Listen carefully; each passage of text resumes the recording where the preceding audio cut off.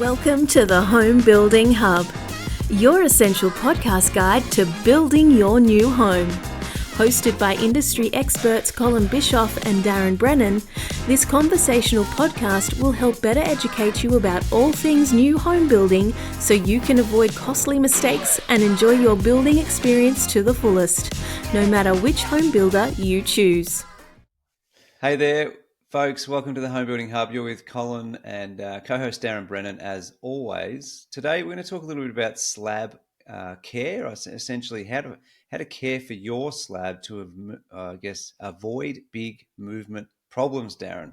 Something that people don't know much about, but everyone's sort of a little bit fearful of, right? So Absolutely. I thought probably give you the reins on this one. It's definitely something more in your wheelhouse, and for everyone's information, there is a document that's to be handed out when you do your handover. We're probably going to use some of the points from that document to discuss today. So we'll get through some of the key things you can do to sort of care for your slab and prevent movement. And let's rock and roll from there, Darren. So how you going today, buddy? Good? Going really well, mate. Yeah, really well. It's interesting, this episode came out of a conversation I had with a customer who'd suffered significant slab movement, and they'd had, I think, the worst of slab movements when you've got heave, so lifting in soil, and that's really concerning. The dropping of soil's not quite as bad. The slab tends to hold up more if the soil subsides underneath the slab, but if it's heaving and it's got wet usually, and that can come from many different ways. It can be water, from outside the home, lots of, rain, etc. Water getting under the slab, can be through cracked water pipes, could be a drainage pipe under your slab that's cracked and it's just leaking over time and water's getting in under the home. But it can also be through, things like trees and stuff like that. So you've either planted big trees near the home or you've removed big trees, even can be a big issue also. So, these are some of the stuff that we want to just touch on today. It's going to be a pretty short and sharp episode, but I think it's really important for people to know that, there is a course of action they can take. As you said, we will have a copy of the CSIRO's document around slab movement available on our website, and that'll be a great guide to anyone who's got any issues with that happening, and go from there. So maybe we kick it off, mate. And I think the real key is prevention's better than cure, right? So we want to try and encourage people to take action now, just doing what they need to do, some of the simple stuff, which is going to prevent any of that slab movement, rather than finding you've got massive slab movement and going, what the heck do I do about that now, right? Because that's when the issue is. So if if you can certainly be on a more preventative thought pattern, I think you're going to be in a better spot. And it's certainly going to be much more cost effective than rectification work later if your slab is moving. So I guess some of the key issues is soil movement, right? So common foundation issues is soil movement, water drainage issues. Now we're talking about, both ways. Too much water, not enough water. There's got to be a balance in that. And vegetation growth. So, trees, shrubs, plants around the home. And they will all factor into destabilizing the foundation over time. So, you really want to be understanding those key items, water, vegetation, are going to be the real, issues that are going to cause you problems. So I guess, Cola, there's some warning signs that people can look out for. Yeah, so I guess before we get into the prevention component, I guess just highlighting some of the things to look out for and some of the things that the cause and effects. So some warning signs around this, obviously cracks in walls, and I don't mean hairline cracks. We mean proper cracks in walls, like thicker than a credit card or a coin. That's generally how we'd probably refer to that, Darren. Doors Yep. that no longer close properly.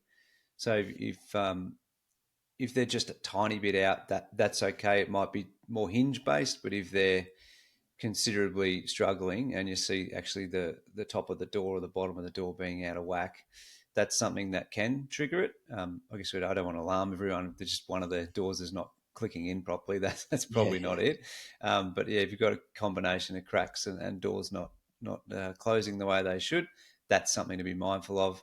Uneven floors is obviously one that people would pretty much work out pretty quickly, Darren. There might be a problem. These are the sort of the probably the main three or four that I That guess. that Yeah. uneven floors one, sometimes you might see it as cracks in tiles, for example. So there's you're pretty telltale sign. You've got beautiful tiles in your home, and next thing they're cracking on the floor.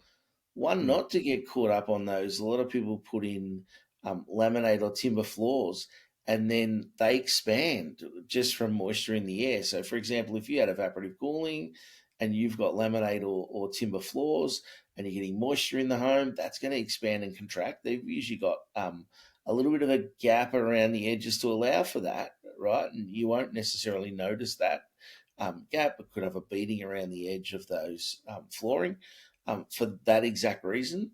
But understand if you go and mop that and you don't mop up the moisture off it, then that moisture gets absorbed in. You could see that flooring popping, and you're thinking, "Oh my god, my slab's moving." May not Mm. actually be that. So Yeah. just be One of the mindful of that. best one of the best products there, Darren, is don't go with laminate, go with hybrid. Yeah, It's a little bit more friendly with water. absolutely. Laminate can, get a bit bubbly. Yeah, so they soil and climate considerations also, like you sort of highlighted, but it's soil types, weather conditions. Um, if it's very wet or very dry, that can have an impact on obviously your home. So just those things to keep in mind.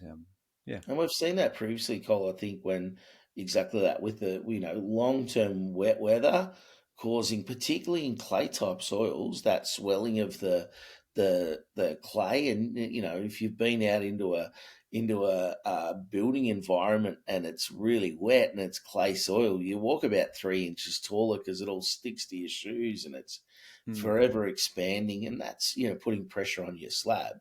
Maybe And, I and need the to do that. slabs, sorry. Maybe I need to do that. If it gets Yeah, me get a a few bit inches taller, mate. taller, Get a bit yeah, taller. it's good. I um, like it. but certainly the slabs are designed based on the soil conditions. So they should, an engineer designs that slab type based on that soil condition. So it'll be thicker, more steel, etc., to help prevent that movement. But, that excessive amounts of water or the complete opposite. And again, more movement happens on clay type soils. So if you've got it really dry, you'll know that sometimes you get cracking in the land. That's just getting too dry. You don't want that Hmm. because that's that, expansion and contraction is too much. You want to try and keep that as stabilized as Yep. possible. So part of doing that, I guess, comes back to water maintenance, and effective water drainage is critical. So number one, draining the water away is more critical than putting water in, right? So sometimes you may need to add some water because the land's so dry. That might be just watering your garden gently. But the real key is getting the water away. So number one, you need to make sure you've got gutters and downpipes installed correctly. Builders, when they're building, may not actually have the downpipes on, but what they should be doing is putting in temporary downpipes. So if you show up to your place and it's pouring rain and it's under construction and there's water pouring out where the downpipe would be all around the soil, you should be saying to your builder, mate, shouldn't you have temporary downpipes on? And they're just like a plastic sleeve or a bit of pipe that'll run to the actual drainage point so that water's not going underneath the slab. So that's number one. The slope and gradient of the land. So again, if you're on slopey land or it's very, there's a balance here. So you can be on quite slopey land, then all the water runs down the hill basically to your place and then underneath your slab potentially. So you may need to have aggie drains and drain the water away around those areas. Or you could be on really flat low land, and then again your block's really flat, but it's at a low area, so it's probably more water's congregating there. So there's things to be aware of. And then we talk about vegetation control. So it's trees and large shrubs planted too close to the home. They can cause foundation damage. It makes sense. The tree's going to be its roots are going to be taking up area, so they may be lifting the ground a little bit. And if you go and look at footpaths, you'll often see that where the footpath's been lifted because there's a tree right next to the footpath. Mm. That's exactly what it's doing to your home. Equally, if you remove trees, then you get this subsiding of the land, and that can equally be the same problem. The other part when you remove trees is initially you tend to have quite dry soil there because the tree was there and it's sucking all the moisture out to keep itself growing. And then it goes the other way. So it actually starts to really wet the soil. and all of a sudden you get this swelling around that area. So removing trees is equally as bad. When the engineers are designing the slab, they will go back and use a product like Nearmap, where they've got satellite imagery dating back over time, and they'll be looking at whether there's been any trees on that site up to 2 years before. So the real number is 2 years. You've got problems if you cut down a big tree, right? Outside of 2 years, you shouldn't have the same level of problems. If there's been trees on the site previously, they'll often pier the site. They'll put big piers right across that site. So you drive down the street, looks like a brand new subdivision. Look at this. My block looks amazing. There's nothing there. Flat as a tack. This is going to be perfect to build on. And then your builder comes back and says, by the way, you need to put piers in because there was trees there before. And that's because they would have gone back to satellite imagery and had a look. And it's clear that that was the case. And they want to make sure that your slab's going to be nice and strong and not having a slab movement. So, it's not a bad thing if they're piering. They're doing the right thing by you. So, yeah. What else is there, Cole? I guess just on that with the more of the maintenance in terms of the watering stuff is to be consistent with seasonal changes in terms of if it's summer, make sure you're watering everything as you would anyway, I guess, with your plants and stuff, but make sure it's consistent to make sure that it doesn't have this dry effect and start cracking open. Because during the wet months, obviously it should get some water, but I guess with our weather lately too, Darren, like in some cases that's not actually the case, is it? So make sure that you're consistently watering seasonally based on the rainfall that's coming through. Absolutely. And again, that just, obviously keeps the soil at a constant is more the key, right? So I guess the next one would be, do you do the maintenance yourself or do you get professional help? And I guess, so just those visual signs you were talking about earlier, Colin, of, cracks, movement, doors not opening, closing, they're the easy things you can be doing yourself to check if there's any warning signs, right, that you'll be able to actually, start to go, hey, hold on, I've got to have a look at this. But if you're starting to get to that point, tiny little cracks, okay, that could be just general movement in the home. And we'd expect that, particularly over that first period of time, that the home's settling into the ground. And what you've got to realise is you're putting a lot of weight on the ground. So that does settle in and find, hopefully, it's happy medium, I guess, is maybe the best way to explain that, Colin. And that's why builders offer a maintenance period as well, right? That they come out and they check, the slab's been down a while, they can get to see how that home's now performing on that block. But, you'd expect that could take, realistically, that might take 12 or 18 months, Cole, for that just settlement into its happy medium. And then you're talking about long term. So, I guess if you're concerned about any of that movement, what you can do, number one, is reach out to your builder. They do have an obligation to come and check on that as part of their structural warranty, right? So make sure if that's the case, you document their visit. So, you've got some backup on that, because there's always going to be this trade-off between what's considered, acceptable and what's not. There is a set of Australian standards that are there that will, be the determination of that. And, so have a look at the Australian standards. You can look them up, Google search them, you'll be able to find those. The other part is, if you're concerned that the advice you're getting and the builder's not doing much about it, you can certainly reach out to a building inspector or a structural engineer, and depending on the severity of the problem, right? So small problem, maybe building inspector; big problem, structural engineer, right? And get them to come out and give you advice. They may well want to, dig a little deeper into what's causing that, right? Part of it will be if there's cracked pipes under the home, so they might be suspecting that. They might send a plumber's camera down and check out if there's any cracks in any of those pipes. If there are, they're going to have to rectify that. So that could be, depending on where those pipes are, removing some of the fixtures and fittings throughout the home. For example, they might have to pull a bath out, fix that underneath the bath and repair that. I've seen it. It's not great when it happens, but it does at times where they've had to jackhammer out, a section of someone's kitchen, to get to the broken pipe underneath the home. So they don't want to be in that case. And again, most builders these days will be sending cameras down through all the pipe work during construction so that they can identify the problem up front rather than doing that later, because it's a small cost to fix the problem now. It's a big cost to fix the problem later. So they'll often be on top of that.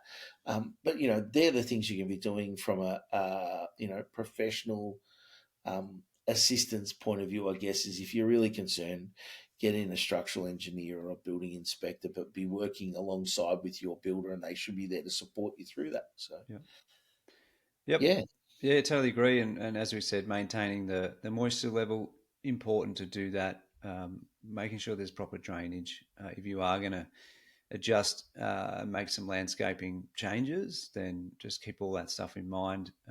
Don't be doing massive changes without consulting people who probably know a little bit more about it, because it can impact it. And it's not one that you're going to notice today or tomorrow, Darren, is it? It's something that'll creep up on you in 3 months, 12 months, 18 months. Like, takes time, so just be mindful of those things, and what Darren said in a couple of these. The moisture conditions, that's probably one of the key ones, but it's not too complex. It's just some common sense stuff. Hopefully you guys have found it valuable to get some of these things in your head in terms of maintaining, to prevent this sort of stuff happening.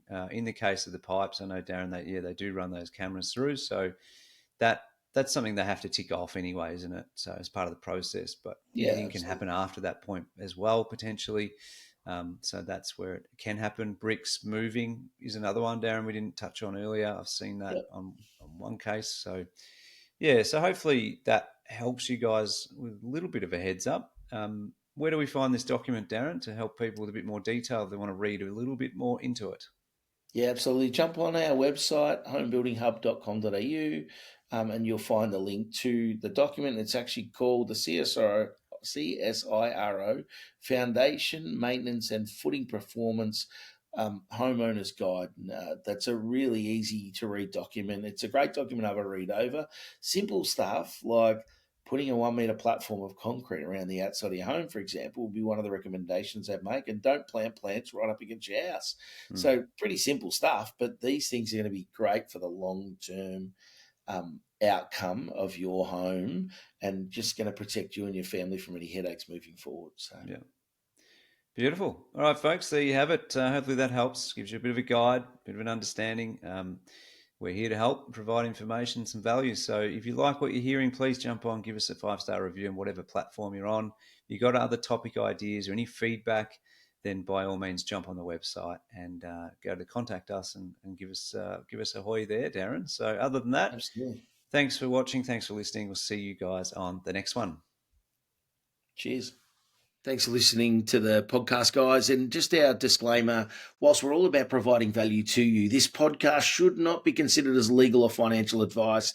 It contains general information only, and you should seek out independent professional advice on your personal situation before making any legal or financial decisions. 1, 2,